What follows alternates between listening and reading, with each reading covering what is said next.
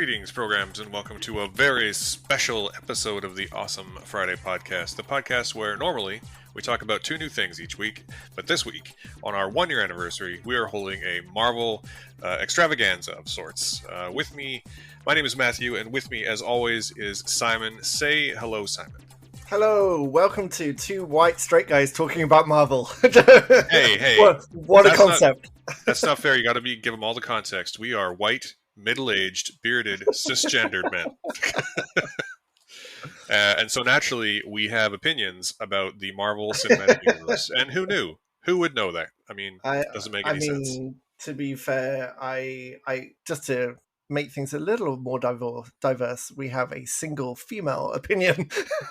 No, we have more than one female, but my wife, I have my wife's opinions eternally in my head anyway, so I can add those. But hello, welcome to the podcast. Thank you for joining us on our 1 year anniversary of the reboot,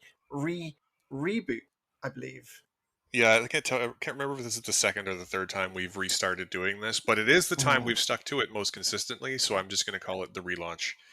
And it is because you kind of nailed down that format. Like before, we were like when we started, we were going for like 2.5 hours, and often I was drunk, like really. There's one episode that we had Mark in. Do you remember that when Mark came in and I drank so heavily, I actually listened back to it and thought this is unusable. Like this is completely unusable. This was in the days where I thought just hanging out with people was how you make a podcast. I mean, to be fair, you're not exactly wrong. I couldn't drink midday while we record anyway. You just hear the sound of me snoring. But I think that the reason it's really clicked for us, I think, is that more laser guided approach of two things, compare them, and to be also that gives me actually chance to maybe try and watch them as well, which has always been I think pushing for that focus, taking on the role of producer of our podcast, which is a very professional place. Wait, what's my role? I need a role. On-air talent and staff writer. I mean, I distinctly remember when we first did this, I started pushing for some kind of like format, and we were like, no, and you were like, no, let's just keep it free form and cool and hang out and groovy, and then we just never did it again. So we came back. I was like, let's do this again. There's a pandemic on. We have an excuse. We have a reason. We have the time. But let's like have the format, and I'm really glad that it took you agree with it, because I much prefer it this way. Format is. When we started, I was working up on an ESL school on Arbutus and 16th, up by where Minehearts used to be, the place I did a commercial for. And I hated that job so much. And the only thing that got me through it was I was listening to the Giant Bomb podcast, the Giant Bombcast. I don't know if you've ever listened to it. But it is like 4 men just like following tangents wherever they go, and so that was really my my basis for podcasts at that time, was just that almost slightly psychotic shotgun approach to content, and I feel that's matured like everything, like us, like you and I, like the color of our beards and our hairlines, they have matured. So indeed, perhaps receded, but anyway. Yeah, and it's been a good. I've got no more receding to do. It's receded. It's gone. Yeah. Well, in any event, it's been a good year of podcasting. I think we've had some interesting and important milestones. I think we've, to everyone who is listening now and who has been listening for any length of time, we just want to say up front, we appreciate you.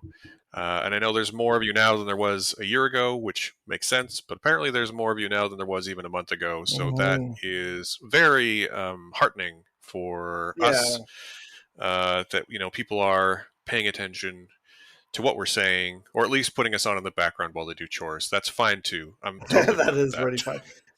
And personally, for me, one of the best things that's come out of this cycle of us doing it is we've had way more times where we've kind of mistakenly found something cool. And the best example of that is RRR and the entirety of Indian cinema that we had no idea about. and the number of people who are passionate about that movie and just loving that movie. And that's been one of the highlights for me, is that whole RRR thing, where I actually started by not liking it. By the end of the episode, it had gone up 3 stars, and then I watched the rest of it. Like it was wonderful. Yeah, I would just like to say too, for my part, the thing that I like most is that we've definitely had a lot more engagement from listeners this time Mm, around. Lots of people mm, mentioning us on Twitter or DMing us, or I'm in a couple of different film like groups, and lots more engagement from them as well, and that's been great. So to everyone mm. who's listening in this first year and to this episode, thank you so much, and we love each and every one of you.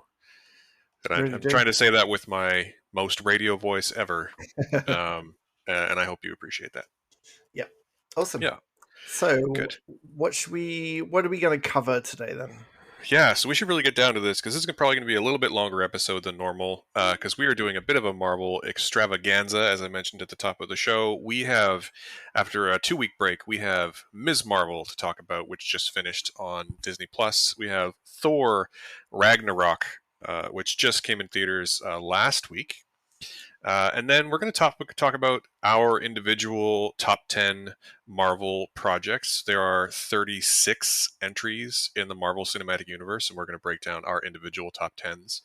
And then later in the show, after that, we're going to break down a list that I put together as for this 1 year anniversary episode, where I actually asked a number of other film bloggers and film writers and film critics to submit their own top 10s, and I've created a bit of a composite top 10 to see like what the community, how they feel about Marvel. And we'll either break down, we'll probably talk about, I'll probably list the top 20 and then we'll break down the top 10 just a little bit to see, mostly because I know what they are and Simon doesn't, so mostly we're going to do this to see how Simon reacts to Ooh. how most people like the Marvel universe. So it's going to be, Yeah. and then at the end of the show, we will have a special treat. The people who, many of the people who submitted their top tens have also submitted a.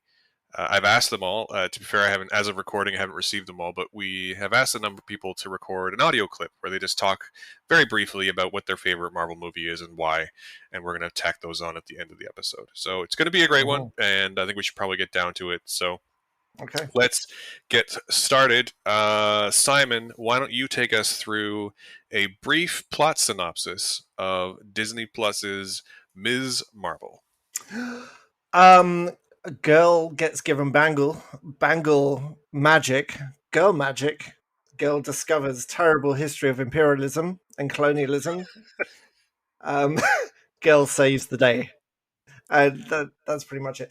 What a joy this is! Like, what much more is there? A young girl who idolizes Captain Marvel and idolizes the Avengers, discovers through her lineage that she is quote unquote special. I'm not going to use any other adjectives, but the she gets this bangle from her grandmother, and her mother's reaction to that bangle and to her grandmother dredges up all this family history, and it turns out that there's a lot of magical history and a lot of things that the mother actually wants to sweep under the carpet. So you've got a family drama, you've got a racial drama, you've got kids, like a kids being kids drama, then you've got this superhero element, and then you've got this amazing history of British colonialism that I had no idea about. Because let me tell you something, when you grow up in England, they don't teach this to you. They don't mention the word India. They talk about the times where we won. So they talk about the Second World War, and the First World War, and everything in between. And Wait, when wait, wait. They don't talk about partition when they talk about British no, no, history no, in. I had no idea. No, of course, And just no. for the record, partition is after the Second World War. Like it's. Yeah. So I got to the end of episode 5 of Miss Marvel, which has a beautifully paced and a very like relaxed. I'll get to that later. But this episode where there's a flashback and there is history of something that the British did that I had no idea about, and I turned to my wife and I'm like, "So are you telling me that Pakistan only exists because we did this, and then because we did this, that happened?" She's like, "Yeah." I had no idea. So it's been very educational for me as well. What's your take on Miss Marvel? Yeah, I'm sorry. I'm just still in shock that they don't teach British history in British history classes. But Oh, sure they that's, do. Sure they do. Of course they I do. mean, They teach the times where we ran in like Winston Churchill with a cup of tea in one hand and a single pistol in the other hand, and took down Jerry whilst flying a Spitfire with our feet over the channel before jumping out and helping the French, who were completely overwhelmed and did nothing. Like, this is British history, of I guess I course. shouldn't be surprised when I know for a fact that, because I have a book. I think a book that you gave me actually, because I Mhm. like old history books. Oh, I love That that book. is an account of the Battle of Jutland, which is a major World War I naval battle, which the British soundly, at the very least, at the most generously you could say, is that they didn't lose.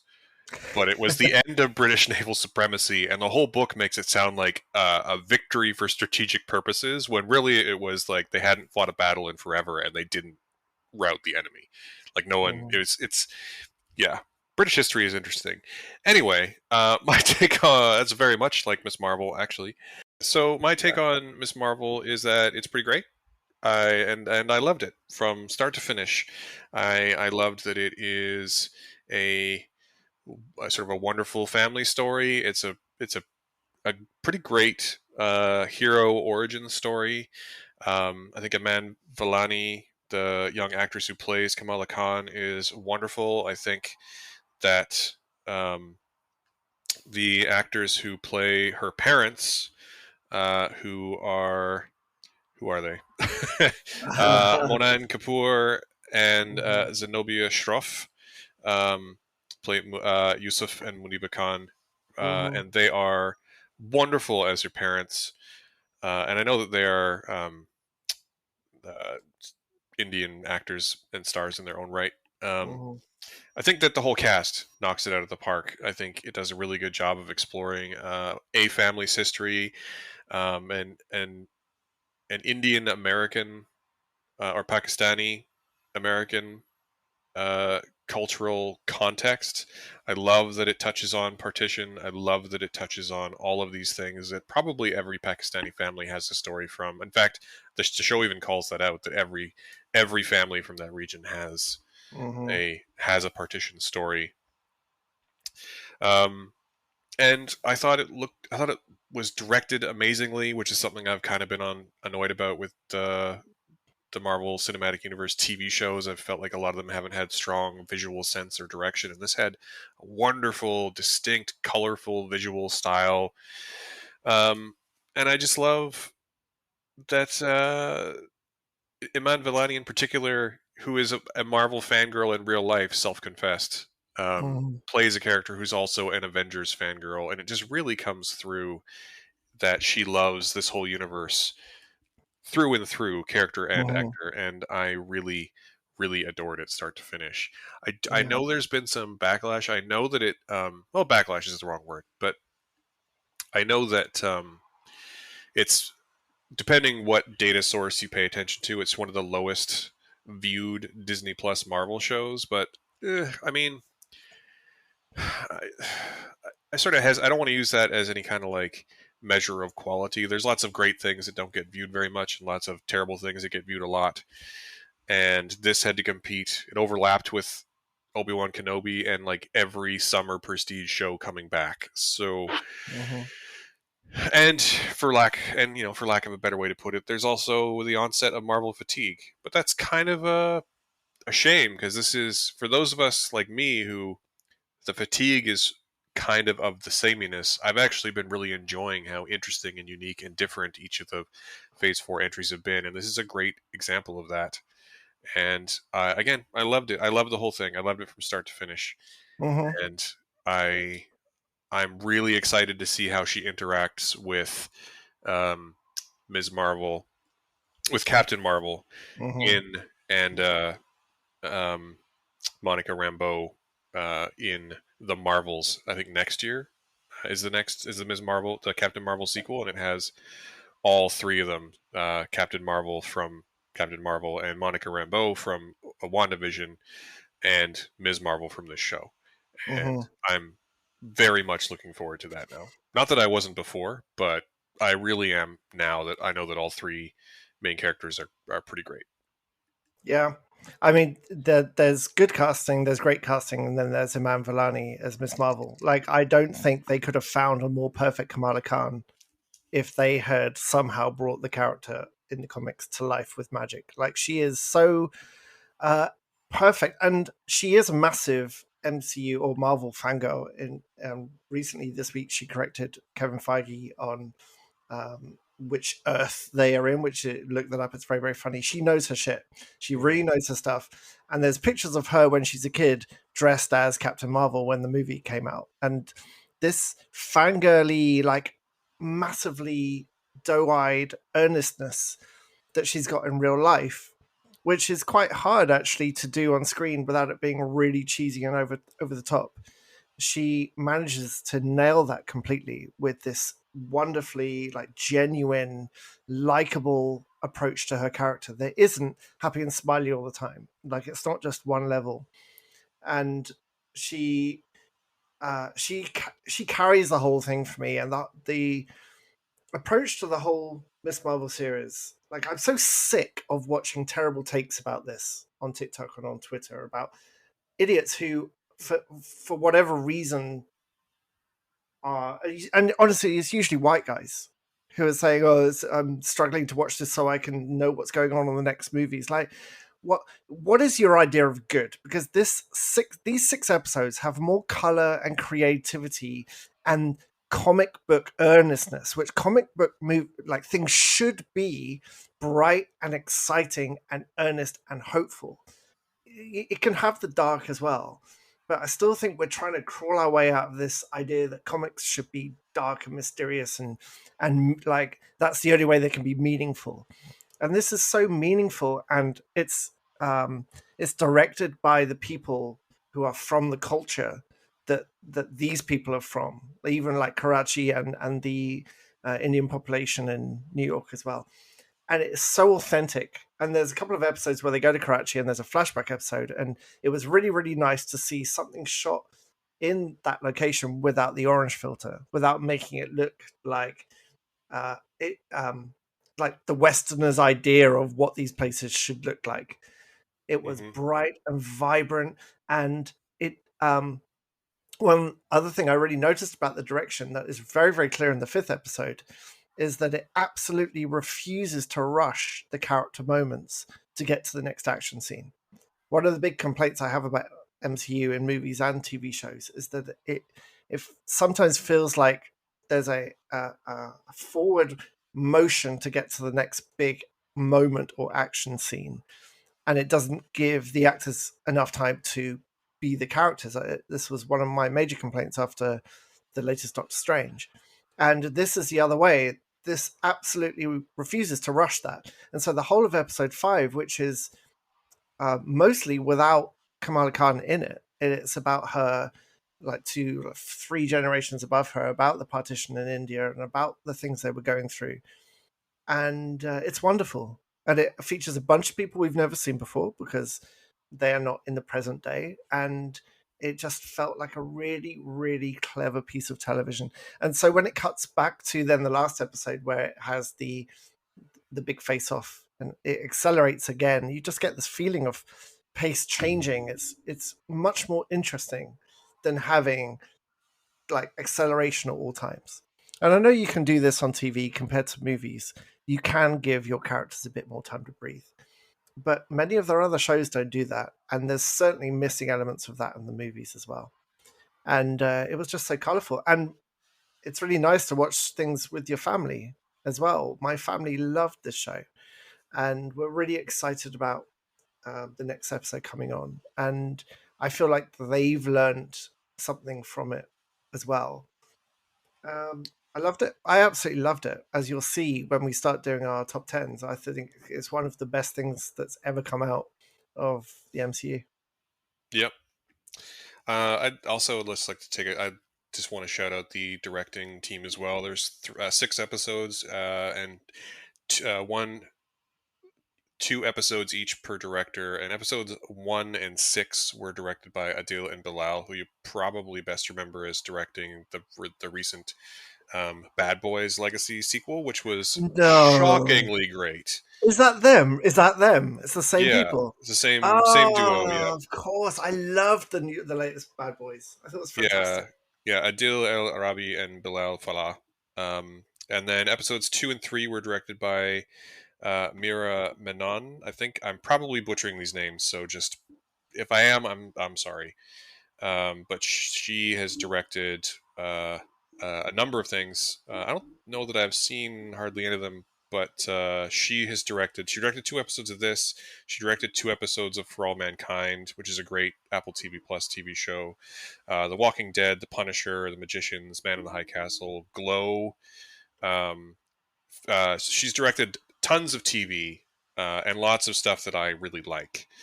Mm. And then the last director is Sharmeen, and again, I'm probably going to be butchering this, but is Pakistani Canadian director Sharmeen Obaid Chinoy, I think is how it's pronounced. Um, and sort of same deal there. She has just a ton of credits to her name, most of which, again, I haven't seen, but they are from around the world, and she seems pretty great. And she's Canadian, and so is Iman Vellani, so I'm going to claim that as a win no matter what.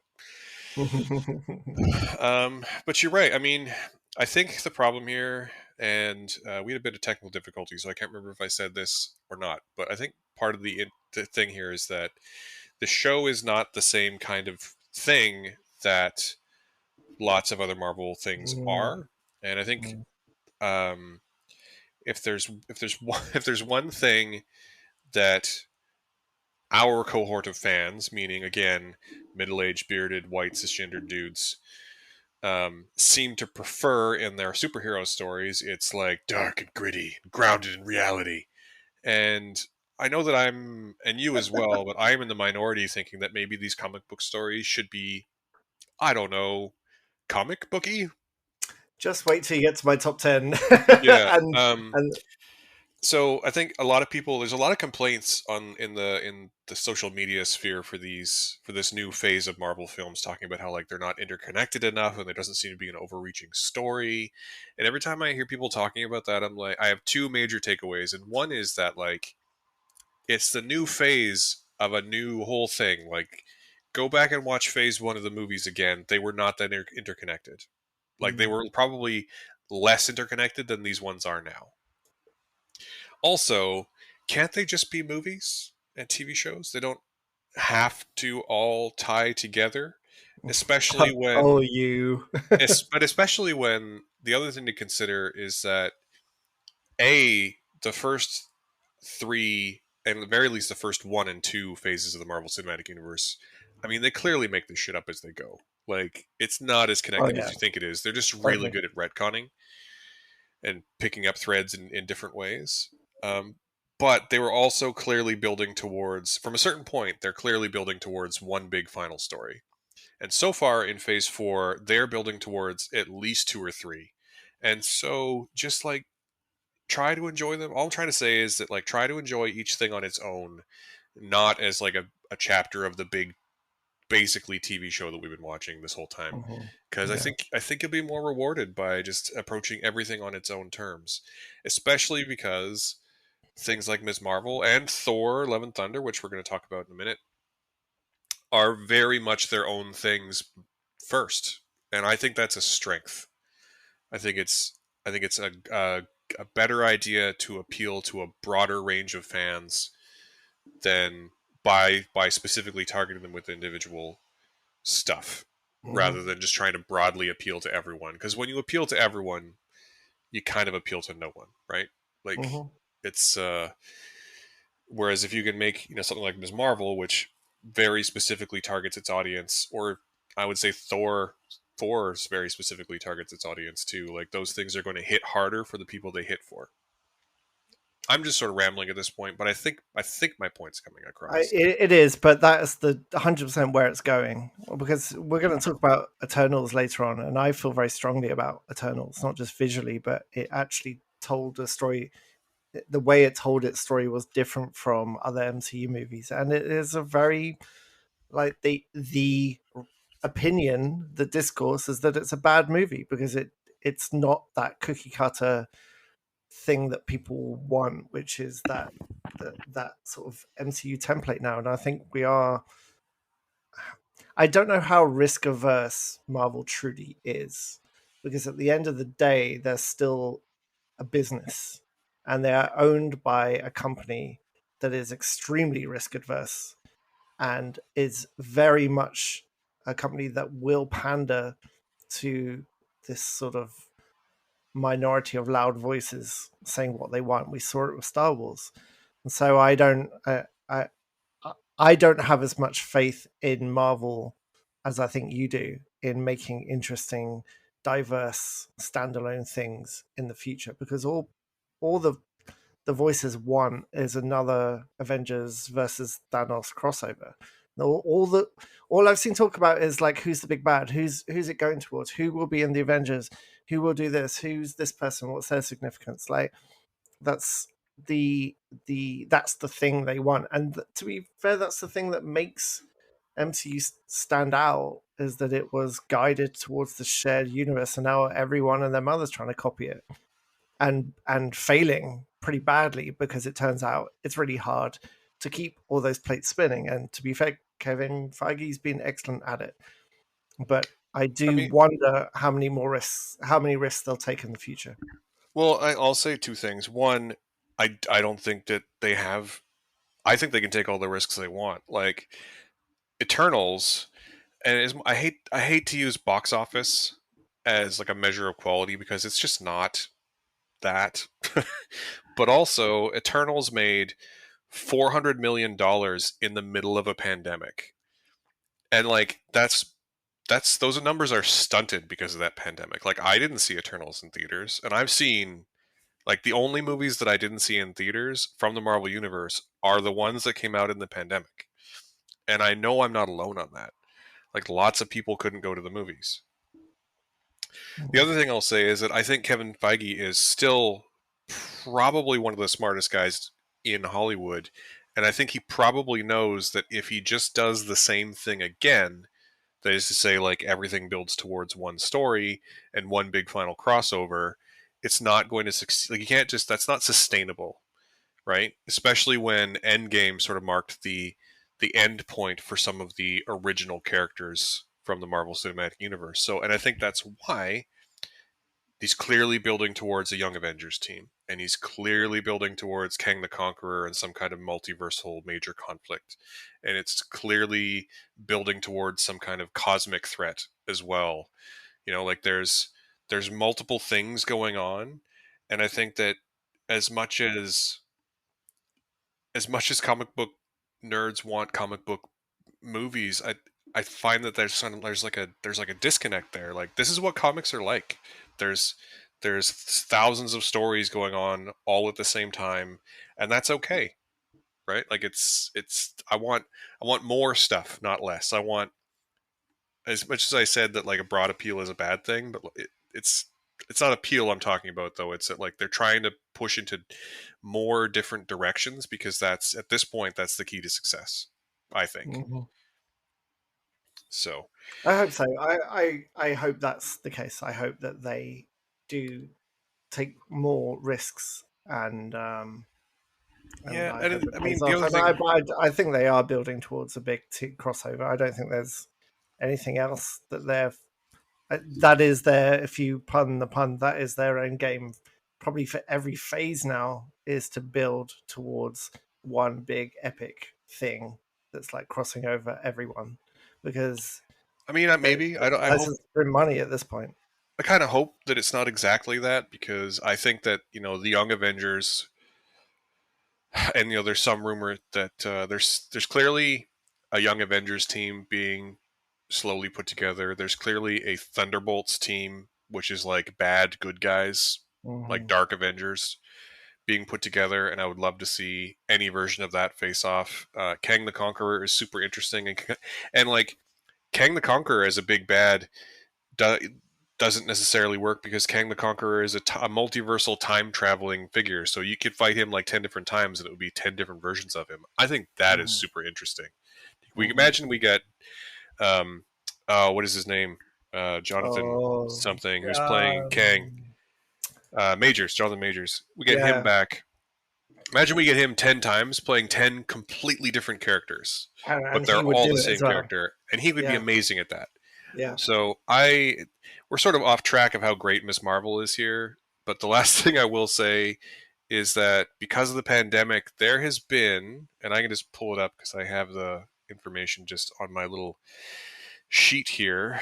But so from 2008 2012 there was 6 Marvel movies, and from 2013 2015 there was 6, and from 2016 to 2019 there was 3, 6, 9, 11.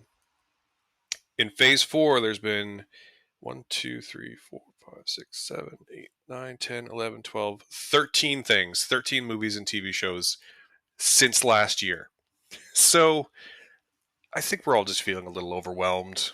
Yeah, this is And the first phase where they've incorporated TV shows as well, right? All the other phases have been movies. Is that correct? yeah, but I guess my point here is that it's all been kind of compressed by the pandemic, right? Like Mm, WandaVision, Falcon and the Winter Soldier, Black Widow, and I think Loki as well, were all supposed to come out the year before. Like it was supposed to be at least mhm, another year, like those that these were stretched out over.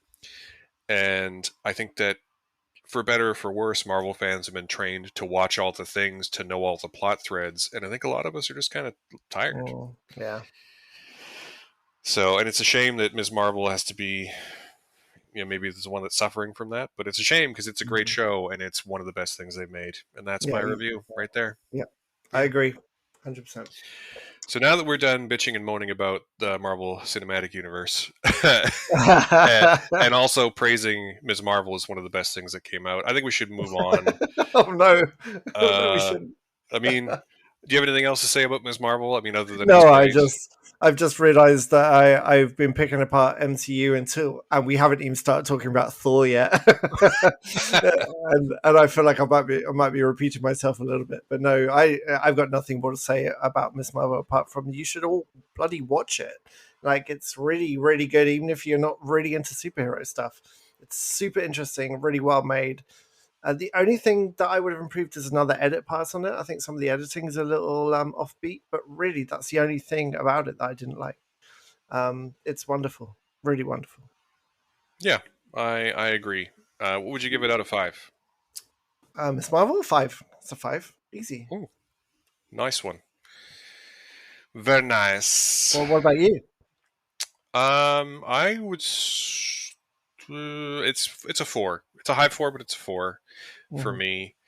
Let me just bring up my letterboxd here. But yeah, I know it's a 4. I don't need to bring up my letterboxd. It's a 4. Hmm. Good. But that's like, you know, when you're only rating in whole numbers between 1 and 5, Hmm. it's a different thing. Yes. Okay. So yeah, let's move on. We're gonna move on to Thor: Love and Thunder, which is the latest Thor movie. Shockingly enough, um, also by director Taika Waititi, as was Thor Ragnarok, the previous film, and concerns the everyone's favorite God of Thunder traipsing around the universe, trying to fight Gore the God Butcher, who's played by Christian Bale. What I don't really want to say anything more because the trailers in this movie sort of don't really tell you what the plot's going to be exactly. Hmm. They do a pretty good job of obscuring the plot. I don't want to say too much more about it, but what I will Hmm. say is that this movie is not the movie that you're going to expect if you haven't seen it already, although it's been in theaters for over a week, so maybe you have. I don't know. Um, but I don't know. What did you think? What did you think of Thor: Love and Thunder, Simon? I'm struggling to put together my feelings, even though I will preface that by saying that overall, I actually liked it a lot. Do you know why you're struggling? It's because it doesn't work. Oh no, it works. I just How's that for a hot take? so here's the thing. Okay, no, let me It, clarify. Like for me, before you talk about your thing, I love Taika Waititi. I think he's brilliant. I think he's a genius. I think he's an amazing writer, an amazing director.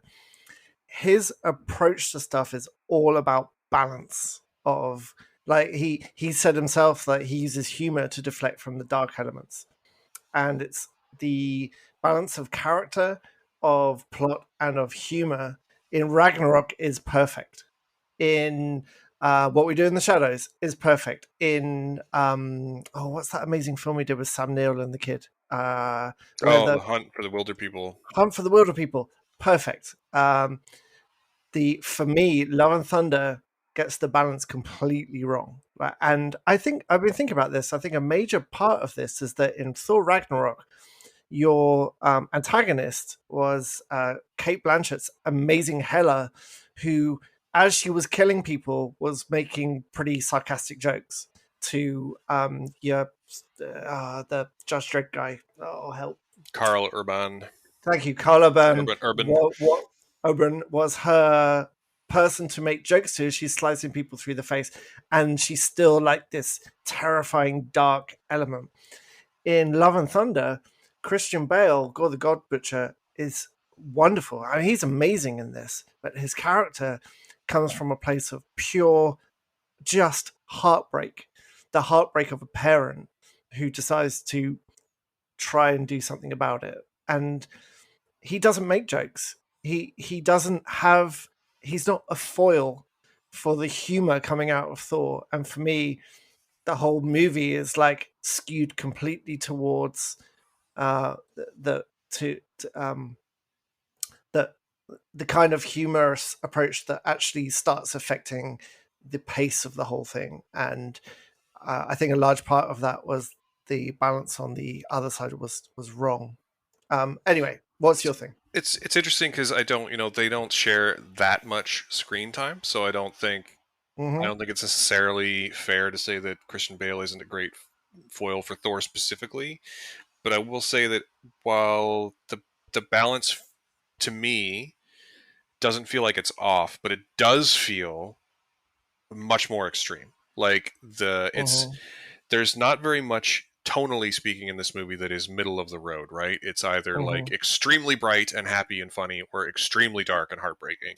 And there's not a lot of middle ground. And I totally get that for lots and lots of people, that is probably going to feel like whiplash. Um, Mm-hmm. for me, it worked. And for me, there was more good than bad. And I Mm-hmm. had a great time watching this movie. I thought it was, again, like bright and colorful, and it has an amazing visual sense. There's a whole sequence on a planet that is black and white for Mm-hmm. reasons. It looks amazing. Mm-hmm. Um, there's a whole subplot where, like, Stormbreaker, which is Thor's axe, is jealous of Mjolnir, which is like, I don't care what anyone says, that is goofy as fuck and very funny. I laughed every time it happened. Mm-hmm. And like, I think, again, I totally get that it's totally whiplash, but it did work for me. It did mesh for me.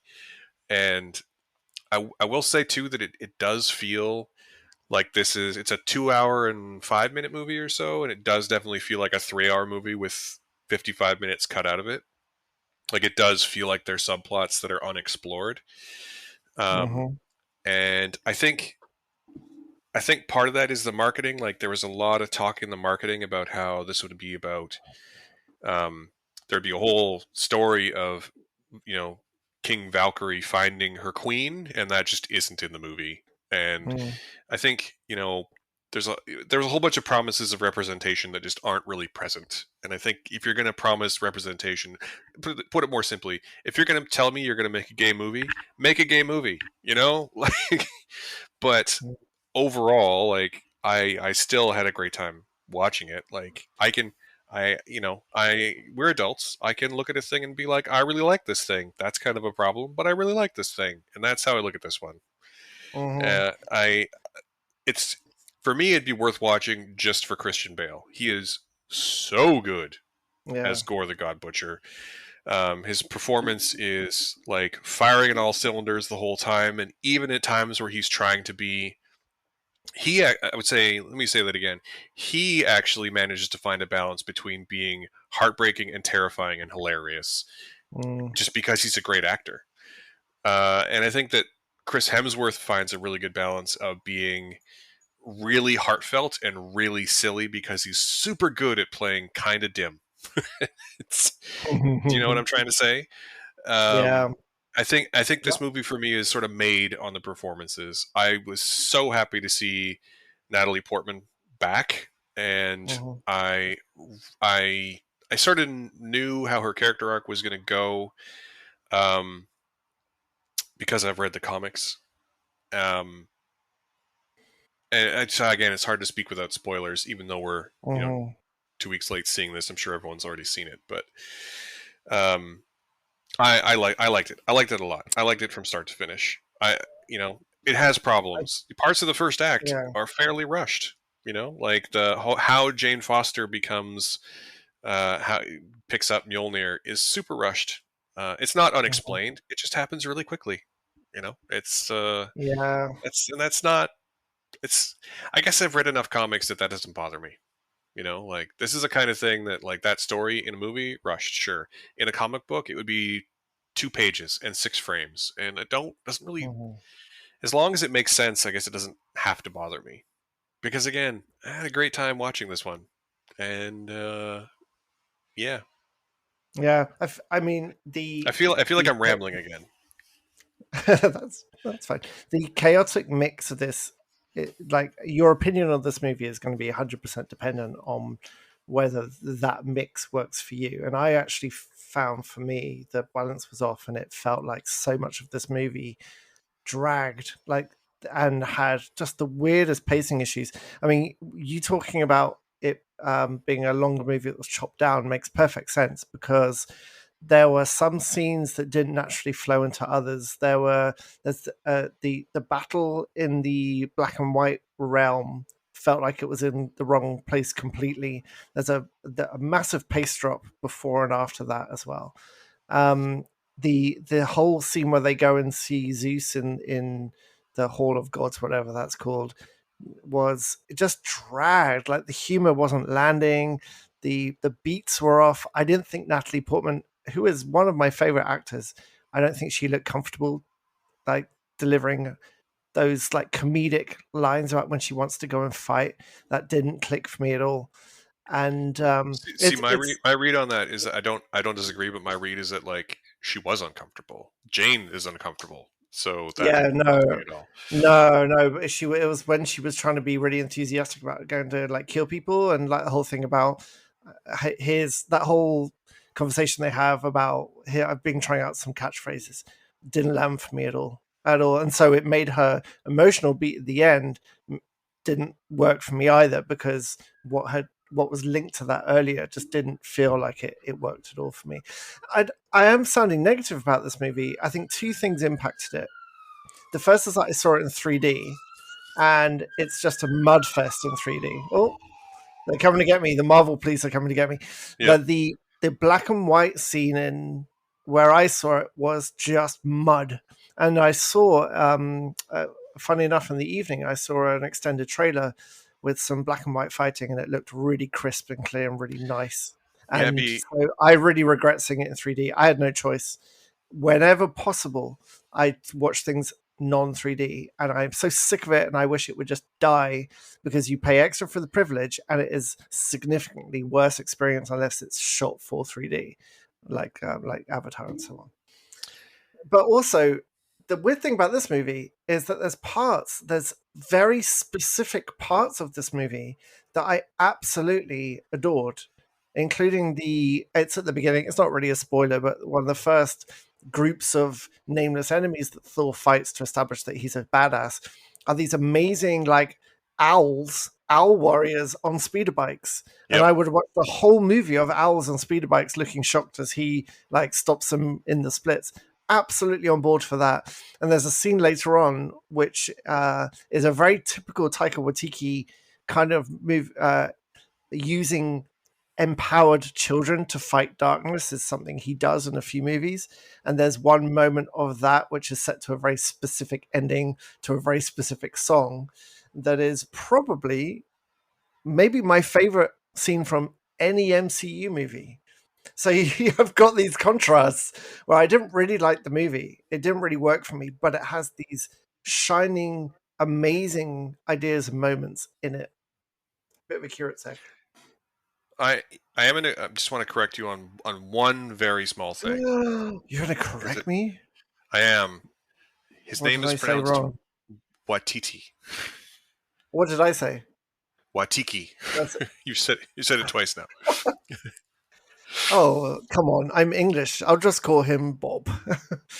um, actually, his real name isn't Watiti at all. I looked this up on, for some reason, I was on Wikipedia yesterday, and his actual, like His Watiti's name is like Cohen or something, stage isn't it? name. It is. Oh, hang on. I was on. Here we go. His name is Taika David Cohen on ONZM. So That I means Order of New Zealand or New Zealand Order of Merit. That's he's like a right. So it's like the that's Order his of Canada. right. So Taika David Cohen. So anyway, I apologize, Taika, for getting your name wrong in my most English way. But I mean, he's one of my favorite creators, so it kind of hurts a bit. And I love Ragnarok, so it did sting a little bit to see something that just didn't work for me. But those little moments were worth it. I'm definitely going to rewatch it. I've got a sneaking suspicion I might like it more when it comes out on Disney Plus and I watch it at home, purely because I'll be able to see what's going on. But it didn't work for me, unfortunately. Well, that's a shame because it really did work for me. It's Mm, interesting because a lot of things um, that you're saying I don't disagree with, but for me, the good outweighs the bad. that's fair. Yeah, and yeah, it's How many stars for you? 4 out of 5. I loved it. I thought it was Mm, great. interesting. Um, and for you, Two. It's a two. a two. Mm, 2 out of 5 for you. I mean, that's a shame, but it does seem to be how this film is going. It does seem to be a bit of a love it or hate it yeah, affair. yeah, it really is. Yeah. Yeah.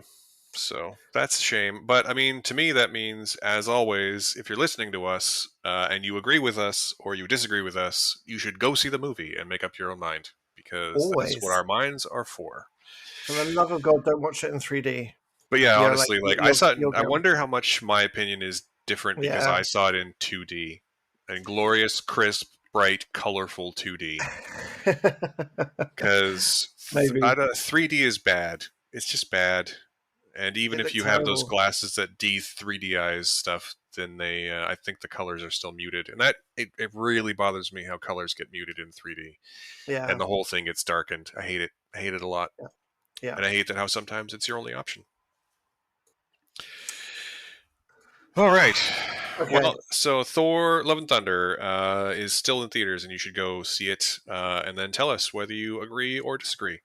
And Yes. now we're going to move on in our next segment of our Marvel extravaganza. And we are going to talk about our own personal top 10 lists. So this is just our opinion. I'd like to come out ahead before we do this that obviously art is subjective and these movies are art. So feel free to disagree with us. Feel free to talk with us about it. But they are just our opinion and don't confuse our opinions for your own Yeah. or the other way around. So This is the thing. I said this to you this week, didn't I? About trying to find. There's no such thing as a consensus with this anymore because art is subjective anyway. But there's been so many entries now, and they're all so um, different in their kind of focus, if not style. Then it's impossible. It's all going to be so personal, isn't it? So yeah, these are our personal things. when we get to the next segment where we talk about how I put the list together of the consensus top 10 and how that top 10 shakes out, I think there's going to be it's either going to be shocking or oh, so it's one of those two for sure. So should we start with your top 10, Simon? Yeah. Let's start there. So what is your number 10, and to be clear, this is open to all 36 entries of Marvel Cinematic Universe stuff. So that means all the Hmm. movies, all the Disney Plus TV shows, but not um, the Netflix stuff, not Agents of Shield or any of the other stuff that was on TV previously. So just the MCU movies and just the Disney Plus Yes, MCU TV shows. that's right. So And also the non MCU produced movies we'll talk about later as well, won't we? yeah, we'll have a bit of a chat about those two. So my number 10 is Miss Marvel. Straight in at number 10. We don't need to talk about how great that is. I really, it really blew me away with the color. There's three things in this actually that have influenced me with color and a non-Western approach to the storytelling. And they are all in my top 10 because of that. So Miss Marvel's number 10 for me. What's your number 10? Are we going back and forth or just me? No, no, let's go back and forth because my number Okay. 10 is also Ms. Marvel. For all the Yay! same Consensus. reasons, I loved it. I thought it was great.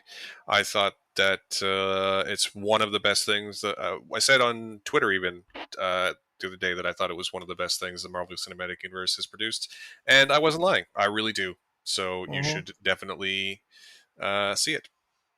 Yeah. That's my opinion. My number, and I like it. My number 9, and I'll be curious if I'm the only one to have this in my top 10. But my number 9 is Eternals. Is it the Ooh, Eternals or just Eternals? It's it's just just Eternals, isn't it? Marvel's Eternals. And it's very interesting when I watched Eternals because I put it off for ages because I've definitely been finding a bit of Marvel fatigue, probably a bit more than you, a bit longer than you have. And so I didn't bother watching it because I'm an idiot. And the general consensus was it's a bad movie. And I don't have much time to watch movies. So I do look at Twitter. I do listen to the general sort of scuttlebutt about what's going on, but it's all wrong. I should know. I've been proven so many times how it can be completely wrong. I love Eternals. I don't just like it. It's at number 9 because I love it. I love that Chloe Zhao. I'm sorry if I've said that wrong, but her approach to storytelling is really distinct. I love the colors. I think the CG fights happen in daylight. That gives it a star. Like that the fighting in Eternals, I can see it all. The camera is almost static. It sweeps, and it's all in like well lit. That goes a long way because I'm so sick of people fighting in the dark. Obi-Wan Kenobi. Hmm.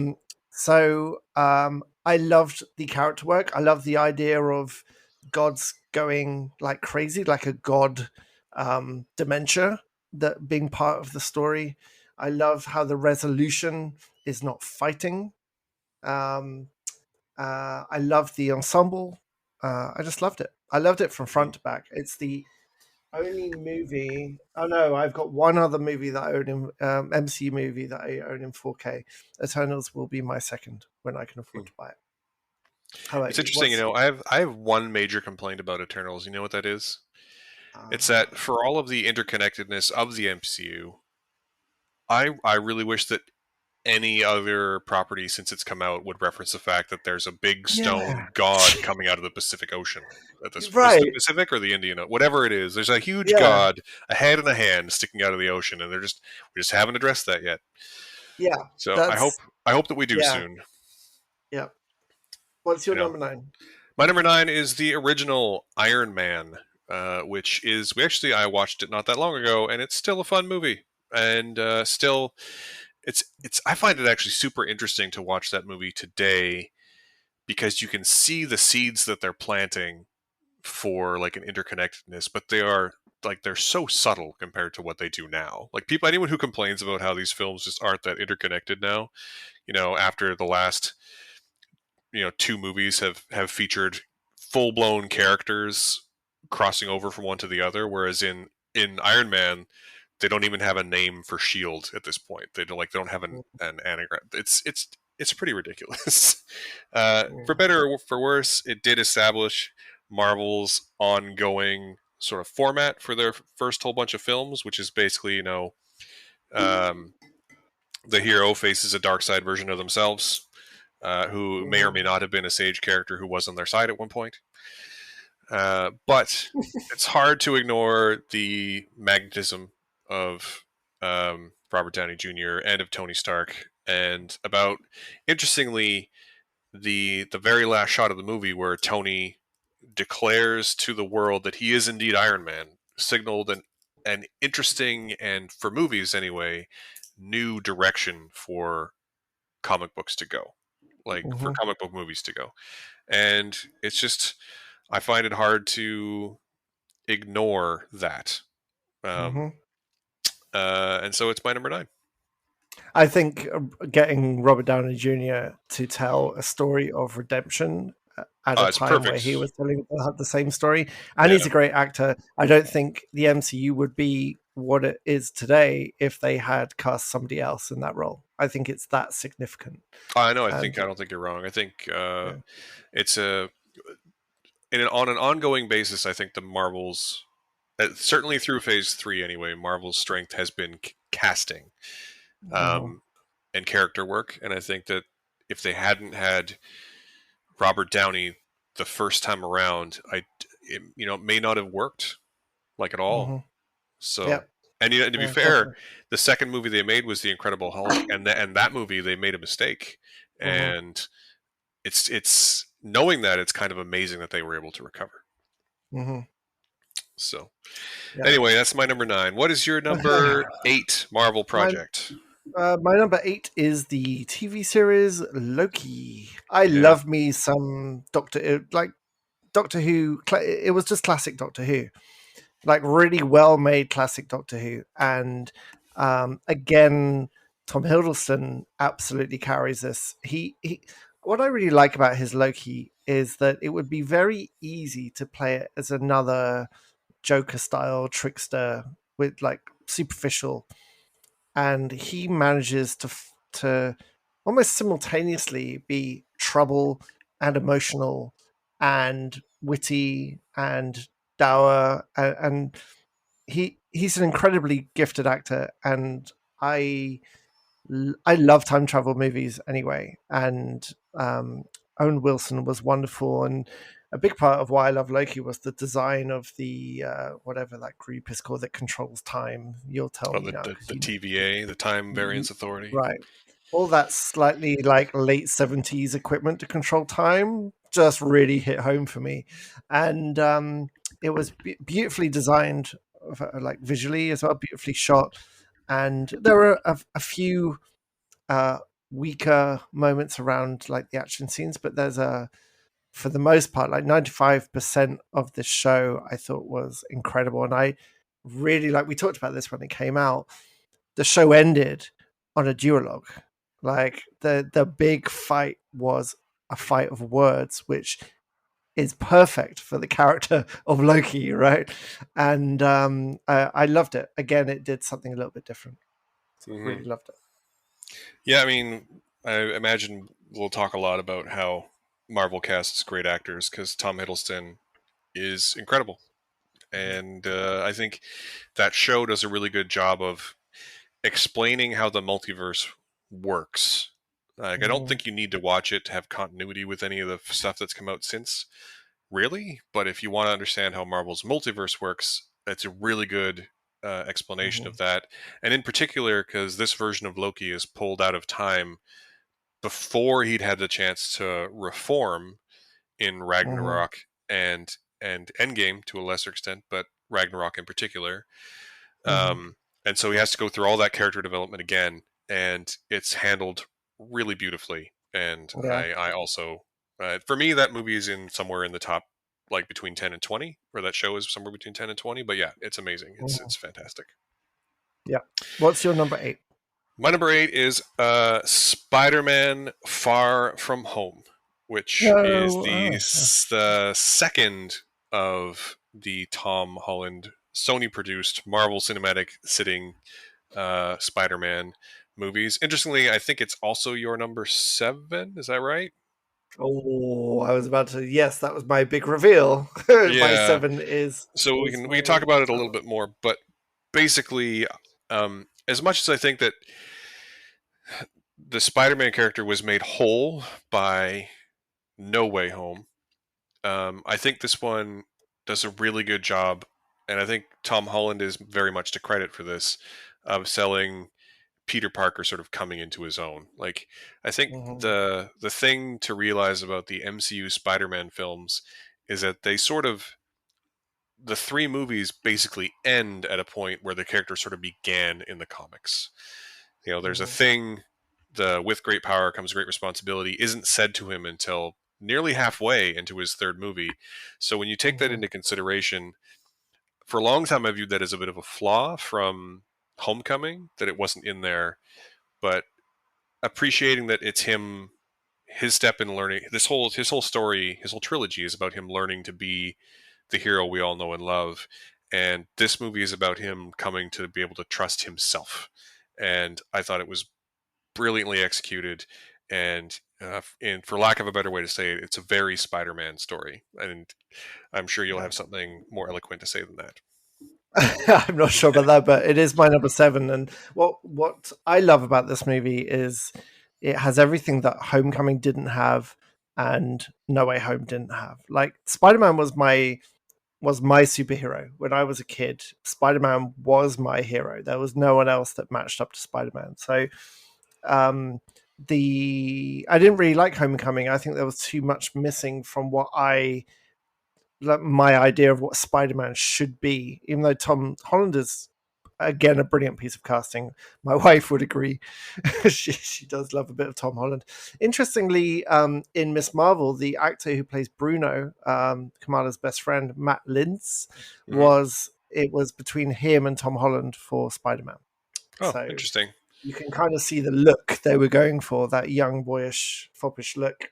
Um, but Tom is brilliant, and the even though Spider-Man for me is a New York character, Far From Home removes him from that environment, but puts him in interesting architecture that Homecoming doesn't really do that. In fact, it makes a joke about him trying to swing where there's nothing to swing on, and him swinging around Venice and the different cities he visits, whilst battling Jake.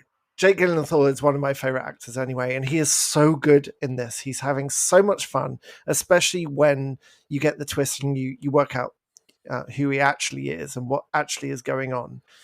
And the ending is a perfect Spider-Man ending about learning his skills, using his skills, trusting his skills. It does that classic thing of like getting rid of the fancy suit so he can wear his old like homemade suit so he can be more true to himself. And um, it just works from front to back. I love that movie. I love the supporting cast. Absolutely adore.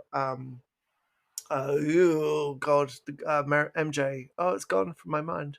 Zendaya? You mean Zendaya? You mean Zendaya? Zendaya, Zendaya. Thank you. I do mean Zendaya. Zendaya is wonderful anyway as an actor, and she's just great in this. And I love like the little friend ensemble. I think it's brilliantly directed as well. So, out of all the Spider Men movies of this Tom Holland era, this is the very clear standout for me.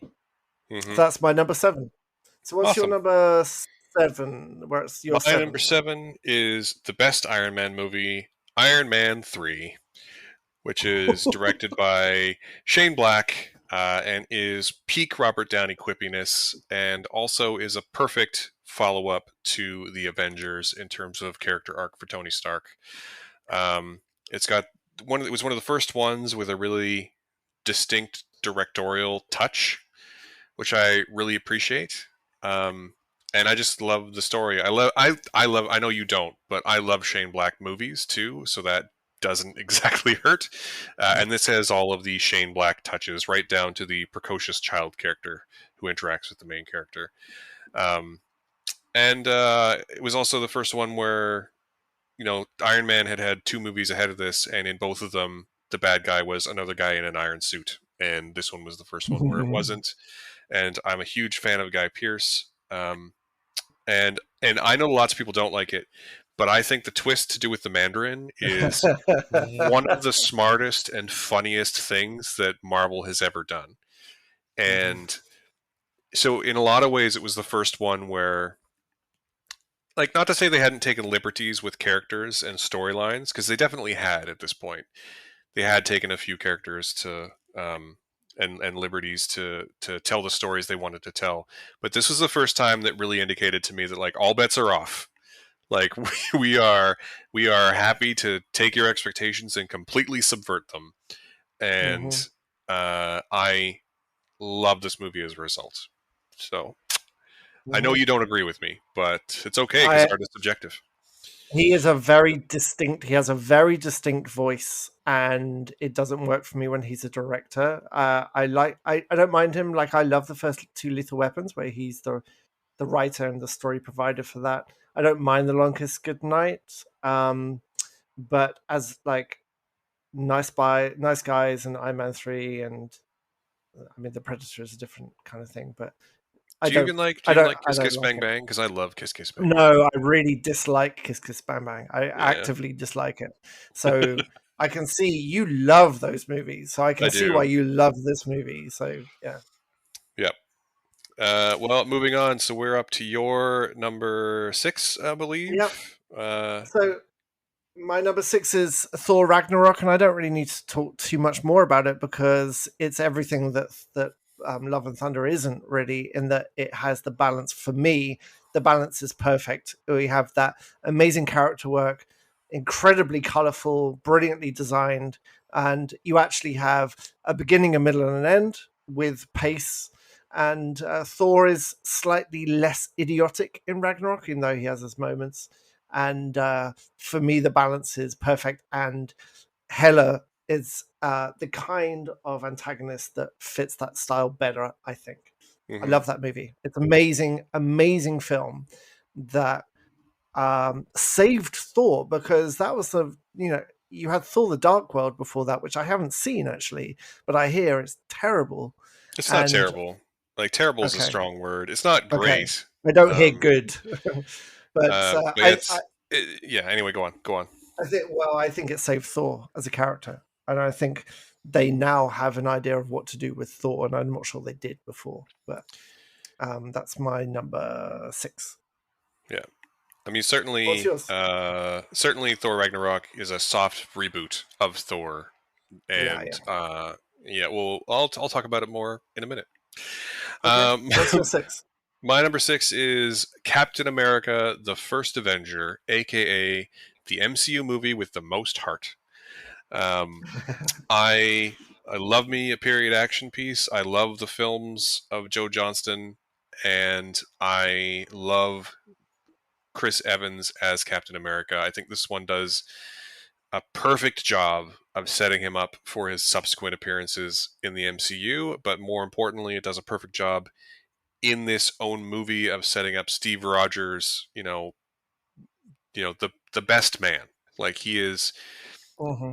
there's a lot of talk about in superhero movies about characters like Superman being boring, and I think what it really boils down to with Captain America is that he could be boring too, but you just have to understand that when you're telling a story with a character who is so righteously good and morally good and ethically good in all of the ways he is a peak human being, you just have to bend the narrative around him. Like, the narrative needs an arc, not the character, I guess is what I'm trying to say.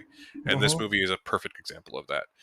Does it have a Hmm. weakness or two? I mean, yeah, there's a montage in the middle that's not amazing, but I'm looking for stuff to not like about it, right? Like, it's uh, I love it. It was another great example, a great early example of pitch perfect casting as well. So Hmm. that's my number six.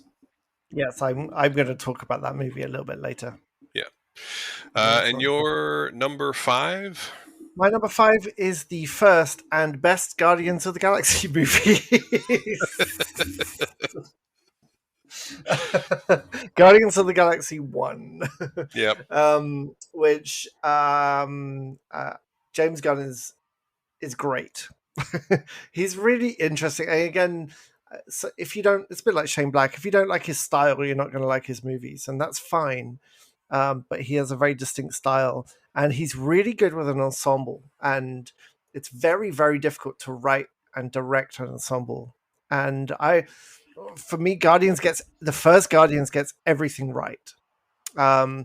the casting's obviously good. The design is wonderful. I absolutely adore in the last third. There's a big fight scene with all the Nova um, airships, or the amazing Nova design ships take on the what's his name, the Inquisitor. No, what's his name? I've got Star Wars in my head. He's Oh, not you're the thinking about Inquisitor. Ronan, The um, Ronan the Accuser. That's Accuser. right. Yeah. So Ronan the Accuser ship is coming in, and all the Nova ships try and push it back. And so it's a really brilliant beginning, middle, and end. Beautifully paced, brilliantly designed, incredibly funny, and like razor sharp as well. Um, Love it. Like, love the Guardians in that movie significantly more than any other movie they've popped up in. I just think everything works in that film, and it doesn't overplay the humor of certain characters that I think later movies does. But it's brilliant, brilliant film. Hmm. Well, I shockingly, I'm not going to be talking about this one in a minute. For me, Guardians one again would be probably somewhere between 10, like 11 and 15. Really? There's so many entries that it's actually kind of hard to narrow it down to just 10. But Mhm. my number 5 is actually Avengers Endgame, which is probably the biggest piece of fan service in cinematic history that works. Um, it In the same way, when we get around to my number 1, I'll talk about this a bit more. But these movies, for a kid who grew up reading Marvel comics, these movies represented something special to me, and I didn't honestly know how they were going to pull off doing. Once it became clear they were going to be doing the Infinity Saga, the Infinity Gauntlet, Infinity War story, I didn't have any idea how they were going to actually pull it off. And Infinity War and Endgame, more specifically, pull it off kind of miraculously. And I don't even think that the Russos are that good of directors, but they're very competent, and I think it owes a lot to Josh Brolin as Thanos, and I think it owes a lot to these actors all caring about what they're doing. Because the first half of this movie is basically The Leftovers, which is a TV show that I think might be the best TV show of the last 20 years. And the last half is the Marvel team up fight that I've wanted since I knew it was a possibility it could happen. So yeah, it's my number 5, just because I love the comics and I love these stories, I love these characters, and it's a pretty perfect final team up and end point for all the first 5, some of the first 5 characters. And yeah, I don't know what else to say. I loved Endgame a lot. Mhm. Uh, Endgame and Infinity War don't figure in my top 10 at all. Actually, No, uh, no, I know they don't. I think it's really interesting. I'm not going to talk about this much longer, but I'm very interested in how Endgame did nothing for me. Like, I watched that in the cinema with people crying, like openly crying and screaming and shouting and on your left, and like, it's really good. I love the moment where the Molina goes to Captain America. Chris Evans is fantastic. It's a fantastic moment, and it was just like, oh, okay, that's good. I'm really interested in how it didn't hit me like you, and I think it goes back to like context, doesn't it? I didn't read about these characters when I was young. I only really read Spider-Man and actually a lot of DC heroes. So I didn't really have that background, but Mm, I'm glad it does. I like seeing people happy in movies, and so it was nice to see that at least. yeah. But my number 4 is another TV series, Moon Knight, with Oscar Isaac, which I actually didn't bother watching until the third or fourth episode was out, because again, I didn't want to watch another person discovering they're a hero and finding their way and learning they can be the person they want to be, because I've seen it so many times now. And Moon Knight just blew me away. And again, I love how it was a non-Western influence directing this, like heavy Egyptian influence, as it should be with this character. Oscar Isaac, I think, is probably the best actor working today in any form, on any screen, on any stage. He is. phenomenal at finding and delivering different characters, sometimes at the same time in this case. I love the direction of this. I adored where it went. I think this is. I can't remember the last time I made so much noise during a TV episode. The last episode of this, I was basically standing and shouting by myself in my room, like whooping at the TV like a 14-year-old. It was amazing. And I loved the supporting cast as well. I thought, oh, I thought, let me just stretch for a second while I remember her name. May Kalamaui as Layla was spectacular. I liked Ethan Hawke very, very much. And I just love how it all came together. Just absolute. There was even like a Tomb Raider episode in there as well. I loved it, adored it. Well, I'm not going to talk about it because I didn't. Like, so I know that it hit hard for a lot of people, and it just didn't for me. And we had a whole episode where I talked about that, so I'm not going to go Mm-hmm. into it any further. I'm just going to move on Okay. because my number, what did we do? 4? We're at number 4 Yeah. is the second and best Guardians of the Galaxy movie.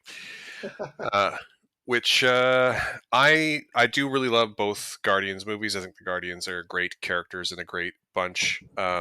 For me, the second one holds significance pretty much because it has a level of um, there's an extra layer of depth there that I think is not missing from the first one. I just think this one is that plus a little more.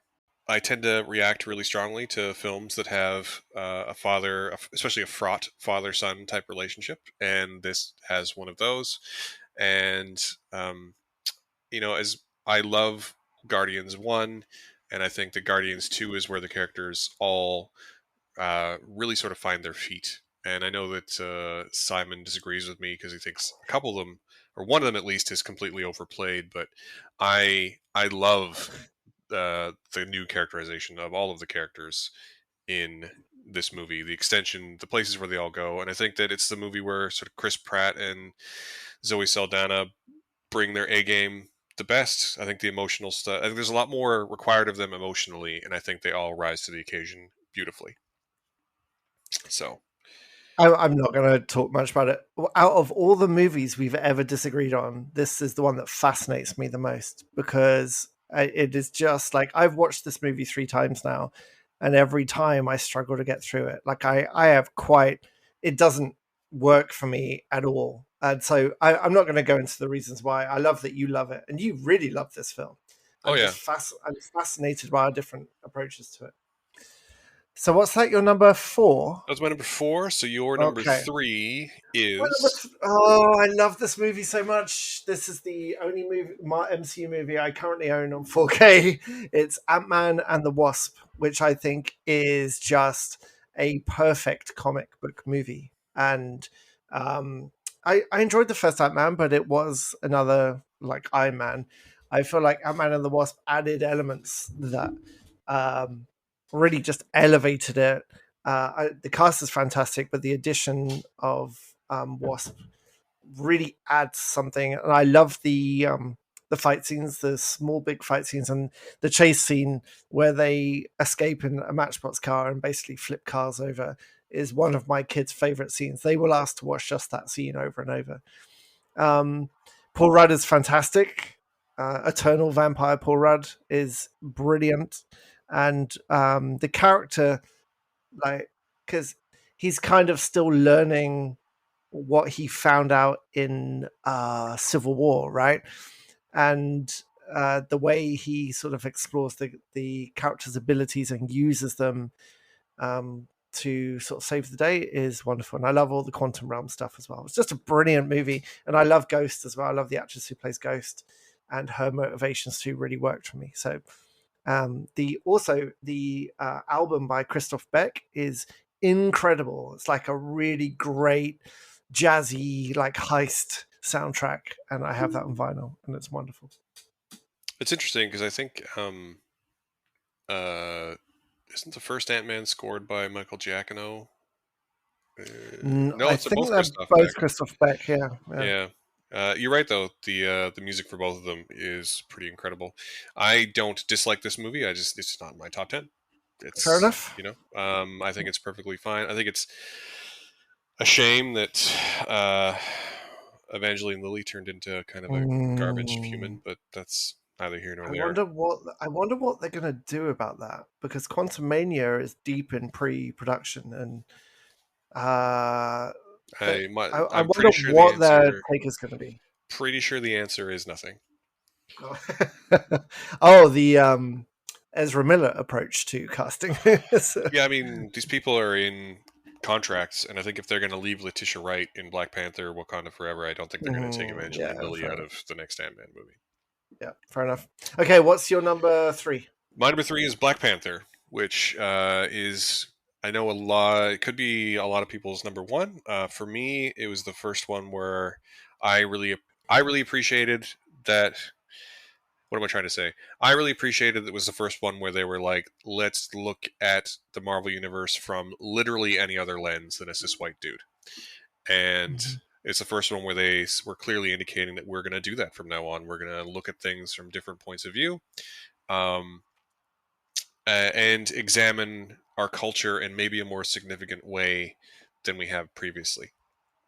And then it doesn't hurt that Chadwick Boseman and Michael B. Jordan are incredible actors who are perfect foils for one another as sort of two halves of the same coin within the narrative. And the rest of the cast is spectacular too. And Ryan Coogler is an amazing director, and I love everything about it. I love basically everything about it except for the post-credit scene where Sebastian Stan shows up because I feel like it's unnecessary. The one take in the casino is incredible, and I actually, because of the direction of Black Panther, I then went back and watched Creed after avoiding it for a long time. I went, oh, okay, this guy can direct like brilliantly, Yeah, and I don't Black Panther's not anywhere in my rating. I think it's a has a really good elements, but I just hated the big CG battle at the end. It would look so bad for me, and I think I just don't react well to. We're going to resolve this by having a big CG blowout. I'm just done with that kind of now, and I didn't like the last third of this movie at all. it's interesting because for me, and I think another great example of this is actually the first Wonder Woman movie. Is that I don't mind the big CG blowout as long as it's thematically on point, and Hmm. in this case, it is. Because honestly, these movies are always going to have a big CG blowout at the end, so I'm sort of just fine with that. But the way the fight works and the way it's resolved in this movie, I think is as much as you're not wrong, the CGI is kind of bad and weightless. Um, but the way the characters resolve that fight and the way that they speak to one another when the fight is clearly over, I think is probably one of the more poignant moments in that phase, if not the whole MCU.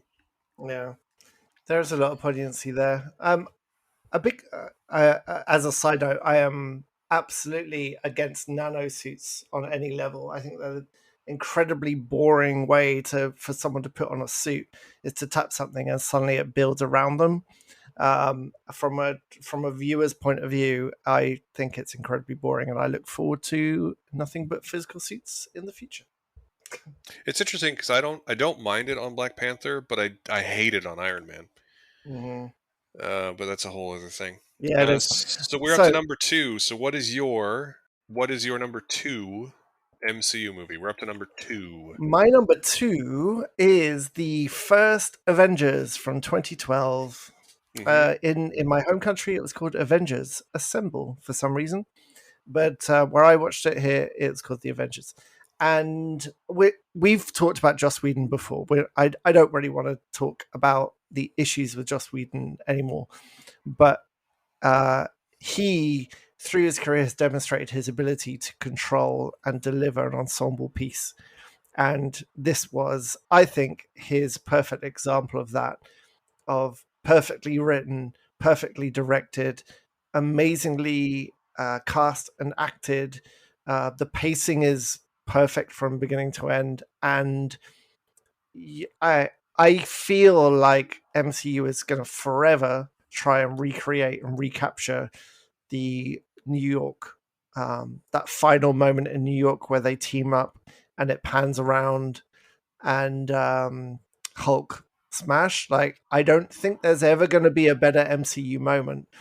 And I know you were in cinemas when that came out, and I didn't see it with a big bunch of people. And if I could go back and rewatch a movie with a bunch of people on opening night, it would be that movie because I've seen uh, I've seen a reaction video from inside the cinema where you can't hear anything because people are just going apeshit, just like apeshit. And I think it's a singular moment in sort of superhero movie making that everyone, MCU and their competitors, are trying to capture that one moment of elation. I mean, yeah, you're not wrong, and I'm not going to speak about it in this moment. uh, What's your number two? My number two is your number. What was it? Six. Thor Ragnarok, Oh, good. which, along with Black Panther, was again another moment in the MCU where it was became very clear that we were going to start looking at things through slightly different lenses, different cultural lenses. It's not just that Taika Waititi is, of Maori and Jewish descent, but also like there's tons of Southeast Asian and South Asian influences on Sakaar. It's also the one of the first ones that really dives super deep into very, very Jack Kirby designs for aliens and suits and colors and costumes. And I love the movie so much, and I love that it's a soft reboot of the character. It really takes that. There's one moment in the first Avengers where Chris Hemsworth has a legitimately funny line that's delivered perfectly, and I feel like they must have seen like that one line exchange and been like, let's make a movie like that. Yeah. And I'm so glad they did because it's my number two. I don't think I need to say too much more about it. No. Well, then we get to my number one, drum roll, and it's a film you've already talked about. My favorite MCU movie, and I want to make that crystal clear because we're going to be talking about non MCU. My favorite MCU movie is Captain America: The First Avenger because it's pretty much a perfect movie. I love period movies anyway, like that. Joe Johnston, I should say. Um, I've kind of realized as I've got older, is one of the most influential directors on what I love about movies. Mm-hmm. Oh, Um, and the production Rock, design too. Like he yeah, cut his in teeth working Star for Wars. ILM, right? Yeah, yeah, absolutely. Big part of visual effects of Star Wars and Empire. And The Rocketeer is one of these movies that really got me interested in movies as the art of movie making. And then you've got Jumanji, and I really love Jurassic Park 3 as well. Mm-hmm. Recently in 2018, he came in and reshot a movie called Nutcracker in 4 Rounds, which got absolutely destroyed everywhere. I love that movie. I think uh, the reason George Lucas made movies was to try and capture that Saturday matinee hero being cool, and I don't think there's a better director for making Saturday matinees than Joe Johnston. Like, I think he's just brilliant at finding emotional beats, action beats, pacing of the whole thing, little humorous moments. The chase scene when Steve Rogers becomes Captain America for the very, very first time, and he chases the the Hydra agent out, and they have that long chase that ends with him by the water. Mm-hmm. The car chase, and he tears the car door off, and like that is one of the most perfect scenes that isn't just great for action, but also gives the audience all this context about what he is now able to do. It is just amazing, breathtaking, and it's a brilliantly balanced movie from beginning to end. Absolutely, like 10 out of 10, no notes. Yep, that's fair. That's the reason it's in my top 10 as well. It's Mm, and like Joe, there's no underestimating Joe Johnston's influence. mm, Like, not only did he direct this and The Rocketeer, but also Jumanji and October Sky and mm. Jurassic Park 3. and very heavily involved in Star Wars, and Indiana Jones, batteries not included. Like Mhm. he designed the Iron Giant for Brad Bird. Like he's Mhm. he's one of the people who is responsible for the way that we understand film design today, and he's amazing. Yep, Yeah. he sure is. Well, that means we're down to my number one film, Okay, which I'm what pretty is sure you can guess what it is. It's it? 2012's The Avengers, Mhm. which, similar to what I said to Endgame, The Avengers is a turning point. It was, at we had not had we had had comic book movies before this. We had not had comic book continuity before this, and it was the first time they did it, and it was the first time, and it worked like it worked. And I don't want to talk about Joss Whedon either. He's a garbage human being. We don't need to really address that. But in terms of Mhm. his ability to handle an ensemble, he's pretty perfect. He's a pretty perfect writer for an actor like Robert Downey Jr. Mhm. And it was just wonderful to see the characters interacting in the way they did in the comic books, you know? Mhm. And it's not, when that movie came out, if you want, now if movies come out the day before they come out, right? If it comes out on a Friday, there's always a showing at like 7 p.m. on Thursday.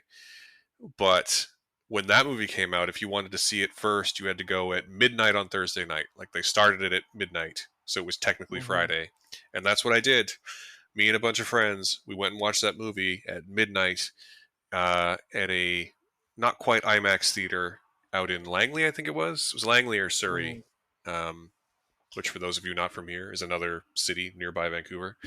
Um, and the that reaction video you were talking about of people going absolutely apeshit when the Avengers first assemble in New York, and there's that tracking shot around the team as they circle up.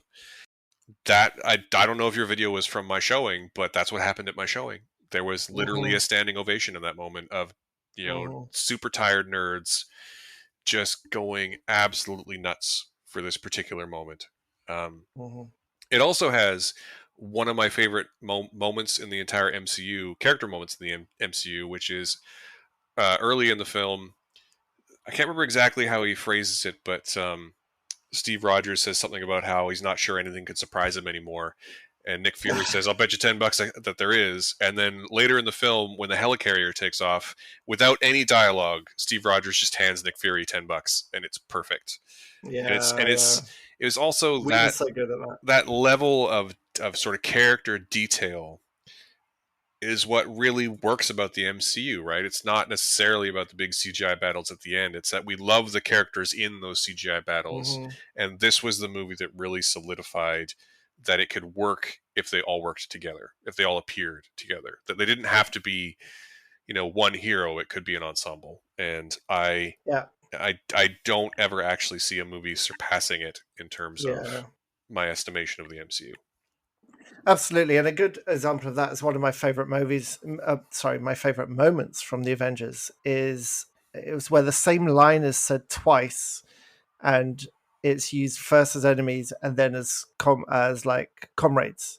And it's when Steve and Tony are going face to face about who's got the bigger dick on the helicarrier. Oh yeah. It's like, yeah, what are you with us? Yeah, put on the suit. It's like, yeah, well, you're nothing. Go put on the suit, and then they get attacked, and he's like, put on the suit. It's like, yeah, like I love that moment.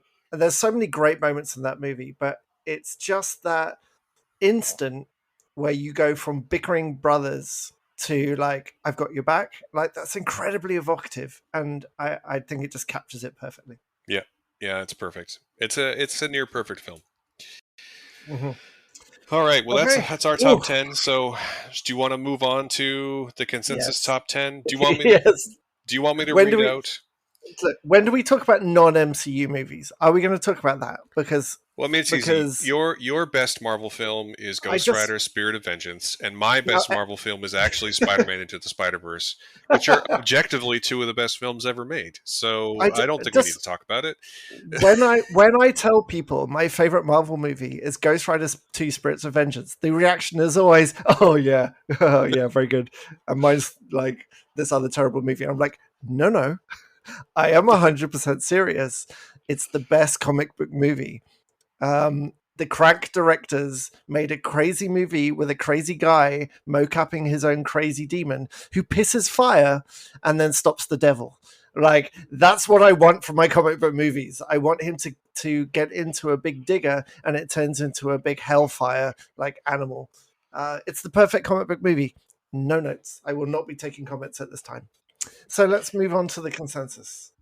I mean, in the same vein, the actual best superhero movie ever made is Spider-Man Into the Spider-Verse. It's a perfect distillation of not only comic books on screen, but also of Spider-Man as a character, or characters, as the case may be, because there's several Spider-Man in it.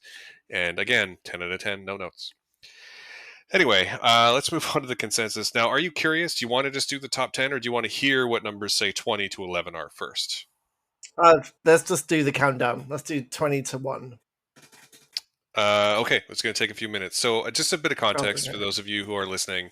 So, the way this worked is I reached out to a number of people that I know in a number of film bloggers and film blogging groups and critics and so on. And I asked them to submit their top 10. And the way I came to score them was I basically copied the model from F1 racing. So, if you treat every top 10 as a race, then the first place finisher gets 25 points. And the second place gets 18, and third 15, and fourth 12, and fifth 10, and sixth 8, and seventh 6, and fourth eighth 4, and ninth 2, and 10th 1. I know that was a lot. There's also some modifiers. If people hadn't seen all of the films, like there's one person who had only seen 25% of the films, and so that person, their scores were reduced. I will publish all this if anyone's actually You should interested in it. post. You should post like, for the people at home. Matt made an Excel spreadsheet that's like heat mapped, and you should definitely see this at some point Yeah. because it's truly a thing of beauty. Yeah. The other thing I did was, so for every time a film actually appears in a top 10, it also gets 0.1 of a point. Um, and then every time it's first, it gets 0.1, and every time it's second, it gets uh, not 0.09, and third gets 0.08, and so on. And that was entirely just to break ties, to insubstantially change the score enough that ties wouldn't be the result, if that makes sense. Does that make sense? I think it makes sense. Yes. So the result is that there's only one film in the entire MCU that was on nobody's list, and I would like to stress that doesn't mean it's bad. It just means it wasn't in anyone's top 10. But that film is The Incredible Hulk. Well, but Yeah. Ed Norton says the line, "You wouldn't like me when I'm hungry." Wait, that's not right. Yeah, and Like that should be in the top 10 he says it in in Spanish. Portuguese too. Oh, yeah. Anyway, So so we're gonna do. I'll just count down the top 20, and I'll tell you what the score was as well. And if you and I'll anything significant about it, I will tell as well. So starting with and just to be clear, we had 53 people weigh in with their top tens. So okay. 53 people. Are you ready? Yes. Okay, so number 20 with 48.25 points and nine appearances. Spider-Man: Far From Home. Number 19 with 49.89 points and 6 appearances. Captain Marvel. Oh. Yeah. Number 18 with 50.4 points and 10 total appearances. Shang-Chi and the Legend of the Ten Rings. Mm-hmm. And 17th place with 64.52 points and 11 appearances is Ant-Man. You're not really reacting to any of this, which is interesting to me. Oh, I think we've reacted enough. Like, like I feel like people know our takes now. Silence is golden as well. I would not have put, for example, Captain Marvel anywhere near a top anything. I Yeah, don't well, think it's a good movie, but that's just my opinion. Okay, next yeah. one. Number 16 with a total of 9 appearances and 75.35 points is Iron Man 3, which I think is far too low. Number 15 with 86.72 points and 12 appearances is 2016's Doctor Strange. What? At 14 with Uh, 15 appearances and 94.1 points is Spider-Man Homecoming. mhm. At 13 with 11 appearances and 113.69 points is WandaVision. Yeah. I can just hear you. I can hear the gears in your brain just like grinding to a halt because It's fine. your takes and tastes are so different than all of They us. they really are. Yeah. Number 12 with 18 appearances and 168.75 points. Guardians of the Galaxy Volume 2. Mhm. And number 11 with 224 points, 224.85 points, and 17 total appearances is Captain America, the First Avenger. Not even in the top 10. Nope, number 11. Wow. And at 50, Okay. that's a 56-point jump from number 12 to 11, which is one of the bigger jumps in this whole list, Mhm. too, actually. I think it's actually the second largest, like, point difference between two places. Okay. What's the top 10 then? All right, so number 10 appeared in 27 people's top 10 lists. It has 265.22 points. It appeared most in people's third place bracket. It appeared in 6 third places and 4 fourths and 4 sixth places is Captain America: Civil War. Yeah. Uh-huh. Yep. Yep. I'm hoping for Cool. more of a reaction to this, but I'm not Oh, getting you want more reaction? Really? I disagree with that. It's fine. Civil War's fine, but it's like I don't like. We could talk about the Russos and their relative skills as directors, or I'm Civil War did nothing for me. It's just That more airport dick waving. the airport fight for a lot of people, I think, is what turns that one. Like Yeah, yeah, yeah. it's a big deal. Okay, what's number 9? Number 9 with 300.65 points and 29 total appearances in people's top tens. The place it appears the most is in fifth place. It appeared in fifth place on 9 of those 29 lists, and it appeared in first place 3 times, and third place 5 times. Is Spider-Man: No Way Home from last That's year. not a good movie. I respectfully disagree with it. Oh, really? You don't like it at all? Spider-Man: No Way Uh, Home is not a bad movie. Like, it is a fun movie. I no, no, No? I didn't. No, no. It's I love Andrew Garfield, and when the three of them get together and start working out like what they should call each other, I just want to watch a whole movie with those three just working out logistics, of what to call, and like I'm Peter 3, like Mm-hmm. just all of that. But no, no, no, no, no. Okay, next one. So number 8 with a total of 33 appearances, 337.12 points, and a pretty even distribution of where it landed in people's lists, except no appearances at number 5, which I found weirdly interesting, is 2012's The Avengers. I thought that would be higher. Yeah, I actually did too. Okay. Um, you'll be happy, maybe not happy, but happy with this one, with 354 points at number 7, 35 Mm-hmm. total appearances in people's lists, again, out of 53 lists that I received. Appeared the most times in 8th place. 8 of those Mm-hmm. 35 put it in 8th place, and 5 people put it at number 1, is 2014's Guardians of the Galaxy. Oh, good. Yeah, Yeah. solid film. Yeah. Next one. Number 6, 364.85 points, 37 total appearances on the lists, and appears in third place 9 times and in sixth place 8 times, is 2017's Thor Ragnarok. Yep. Yep.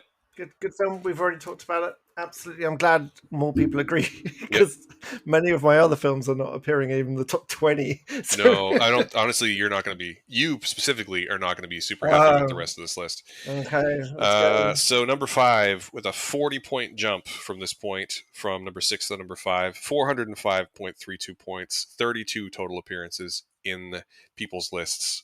7 number ones, 7 number twos is 2018's Black Panther. Okay. Well, we've already talked about Black Panther. It's great, but Yeah, yeah, it's a movie that for the people who it hits for, it hits really hard. So that yeah, makes sense. sure, yeah. Number 4 has 413.23 points with 39 appearances. That is the most appearances of any film on this list, and a pretty wide distribution, pretty equal distribution of where it lands. But it landed at sixth place in 7 of those 39 lists, and first place twice, second Oh, place 5 times, and third place 6 I just, times. it's going Is to be Infinity War, isn't it? Nope, it's going to be 2008's Iron Man. Oh, I mean, it's a In solid movie. I'm really worried you haven't mentioned Infinity War yet. Oh, yeah, you should stay worried. Moving on to number 3. So number 3 represents the biggest jump in the whole list. So the difference in points between number 4 and number 3 is 76 points. This film has a total of 489.23 points. It appeared in 37 lists. It was 8 people's number 1. It was 10 people's number 4. And in second and third place rankings, it appeared 3 times each, and 3 times at fifth is 2019's Oh, Avengers God. Endgame. Okay. Is it so? How? What number is that? Three. Number 3, yeah. So what? Okay. Okay. Well, the people like you who are mad into this stuff. Endgame's like the it's just superhero bukkake, right? So I can see why it would hit. Yep. I mean, I think That, the next two, I know that. So I know the number 2 and number 1 picks are both very popular. One of them I actually expected to win, and the one that did win, I didn't. But moving up to number 2, there's actually only an 8-point difference from number 3 to number 2. So with 497.37 points, and 38 total appearances. oh The God. second most appearing film in the entire list, in the entire Oh, thing, no, don't be was Infinity was War. six Don't be people's Infinity. number 1, 8 Don't be people's Infinity. number 2, and 4 people's number 3 Come on. is 2014's Captain America: The Winter Soldier. Come on. Oh, really? Is it because Robert Redford? Is that why? Like, oh, it's got No, Robert honestly, Redford. It's people just love that movie. People love that movie. oh my god. And it's I mean, interesting because I used to be one of them, and it's just the more I've seen it, the more oh my no. opinion is lessened. Because I That's think really interesting. Yeah, I think that absolutely. lots of the action scenes in particular are not very well shot. I think they spend a lot of time making some really great action choreography and then don't shoot it very well. But I do think there's some great performances, and I do love that it references, it's taking um, cues from '70s spy thriller movies, even though it's not really one of Ugh, those. But anyway, yeah. The uh, bit in the lift is good. There you go. yeah, Something no, positive. that fight There is you great. The first fight between Steve Rogers and the Winter Soldier is an go. amazing film. It's an amazing fight if you can see it. Like if you watch the special features, it's amazing to watch them practice it. I wonder if the writers' room put their heads together, if it's actually possible to create a more boring character than the Winter Soldier. Do you think it's actually possible on a like a literal level to make someone more boring? That's my take on that. Okay, what's number one? Let's do All it. right, you ready for this? If it's Infinity War, I'm gone. I'm gonna hang up. I swear to God, All I'm really right. worried it's Well, Infinity War.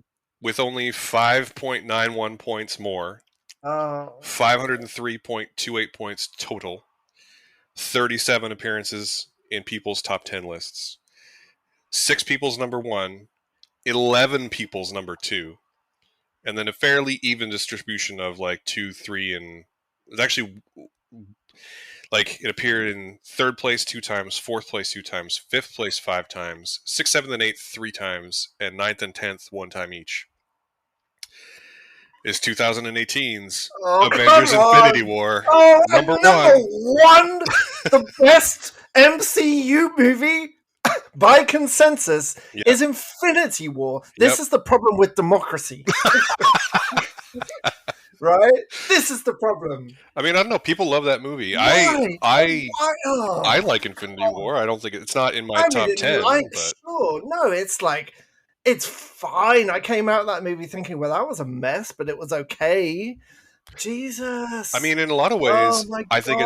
think it's a really good I think it's a really good movie. Like I really like that the bad guy's the protagonist. I really like that it ends on a major down. I mean, they were going to undo the major downer, but I still think it's a pretty ballsy move to end on a major downer and to end on the good guys losing. But Um, it didn't. It didn't end on that because it has no stakes at all. Because you know exactly, there's no way it's gonna end like that.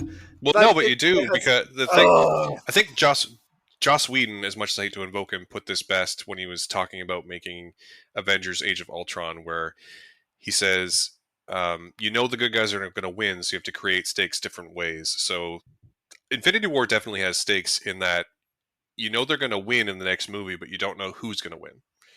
And I think at the time, that's sort of where I took, and like Infinity War very nearly made my top 10 as well. Nowhere near the top of it, just to be clear, but it very nearly made my top 10 as well. And I think it's actually a well made movie, and it's one of the MCU movies that I've actually watched the most times. And I think it might actually be the movie directed by the Russo brothers in the MCU that I like best. Maybe. I think it's probably the most competent of them. You've really just pieced out of this at this point, haven't you? oh, You're just dude! like, Like I couldn't tell you a single thing that happens in that movie based on memory of. I remember watching that movie and thinking, this is just piecemeal together. This movie exists to make the next movie exist. Like its only job is to provide context for another movie. well, I mean, we I knew think, we knew from the start that it was part one. Like it doesn't, the but original it doesn't, title of Infinity War and Endgame were Infinity Wars parts one and two. Like but it we knew doesn't that. stand. It doesn't for me. It doesn't stand by itself. It doesn't feel like it stands by itself. It's just like I'm so. Oh no, it I totally does for me. out of all the MCU movies, that's the one I've come out of thinking, it's just nothing. Like there was nothing there at all. I mean, what I find really interesting about this sort of thing is, I mean, it didn't win because so many people thought it was the best. It won because so many people thought it was second Yeah. best, right? Like we're talking like of all the people who responded, a third of them put it at number two, and that's why it wins, Mm, right? yeah. The movie with the highest number of number one entries is Endgame with 8. hmm And it only got as high as it did because it also has 10 fourth place appearances, Yeah. Yeah. right? So it's there's no perfect way to do this. I don't want to just besmirch anybody's taste, but like, yeah, it's super weird, and I can't tell. I mean, I thought that the first Avengers would be higher. I thought the Guardians would be higher. I personally kind of expected Winter Soldier to win because to be number one because people love that movie. Um, hmm but yeah, Infinity War is the one that by just shy of 6 points, Infinity War is the consensus number one Marvel movie. Well, good job, everyone. And just to make it clear, just because I don't like that movie doesn't mean you loving that movie is wrong. Like, so I really love how these movies hit different people in different ways, and it's really fascinating to me as a English and drama major who doesn't really understand numbers on this level, how the stats kind of even out like the playing field when it comes to putting it all together as a ranking. It's very interesting to me. Well, I mean, statistics eventually stuff like this will flatten out any curve, right? So, Yeah, yeah. But well, so good. that's where we're at. Wow, This was that our longest episode since the relaunch. I hope you stuck with us. Thank you so much. That's a lot of talking. We'd like to take this opportunity to thank you, the listeners, but also, and I'm going to run through this as quickly as I can. But Aaron Newworth, Alejandro, Alexander, Anna, Austin, Ben, Benjamin, Bernard, Brendan, Brian, Cam, Chris, Craig, Dakota, Darren, Dave, DJ, Don, Ethan, Gill, James, Jay, Jeff, Jeffrey, Joe, Justin, Latoya, Leanne, Lisa, Mark, Matthew, Melissa, Michael, Rob, Niall, Nicholas, uh, I'm going to mispronounce this one, but Pascalis, Patrick, Rachel, Richard, Scott, Shora, Simon, Taylor, Thomas, Tim, Todd, Tyler, and YL. Thank you all for your contributions to the list. I really enjoyed how you read that list exactly like Mark Wahlberg trying to guess the name in Ted. So thank you for that. I mean, that's where I take all my cues from. Thank you all for your contributions to the list. I'm gonna record the sign off right now just in case we don't get to it. But we did also ask anyone who submitted their top 10 list to also if they would be willing to contribute a short audio clip just based on either their favorite Marvel film or a Marvel film that's meaningful to them, or whatever they wanted to record, basically a 1 or 2 minute clip. And those are still coming in. Thank you so much for sticking with us through this year. Simon, do you have anything to say to the listeners? Nothing you haven't said already. Please go and watch Ghost Rider 2 Spirits of Vengeance, but not the first Ghost Rider because it's terrible. And thank you to everyone who gave us your opinion. It's really, really lovely to see how big our community is getting now. Yeah, right. Local people. It's been really, really nice to start meeting more people and even appearing on different podcasts. It's been lovely. So thank you so much. 100%. That's our show for this week, friends. The original plan was to punctuate this episode with clips from our friends about their favorite Marvel movies, as previously mentioned. That's turned into a much bigger project, so look for a bonus episode soon. If you've liked what you've heard so far, please feel free to reach out and tell us. We're on all the socials. You can find those in the show notes. If you'd like to support us a little more directly, please like, subscribe, give us a 5-star review on your podcasting platform of choice, or we have a Patreon and a Ko-fi, also linked in the show notes. We produce this here in Vancouver on the unceded lands of the Musqueam, Tsleil-Waututh, and Squamish nations. And as always, thank you for joining us on this awesome Friday. Bye.